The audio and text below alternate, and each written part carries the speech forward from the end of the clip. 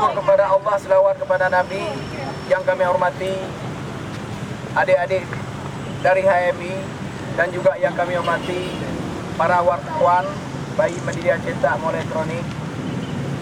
Kami atas nama pimpinan DPRK dan seluruh anggota DPRK Aceh Barat sangat mendukung yang adik-adik disampaikan baik di tempat-tempat lain maupun juga di depan kantor DPRK, dan juga kami atas nama pimpinan DPRK mendukung untuk kita laporkan Saud Situmorang, salah seorang wakil ketua KPK, untuk dilaporkan kepada polisi.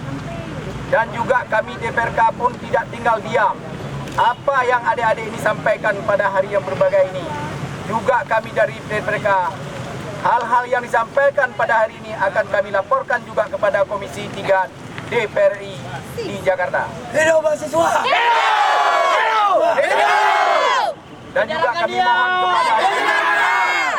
Dan juga kami mohon kepada adik-adik HMI yang ada di Aceh Barat.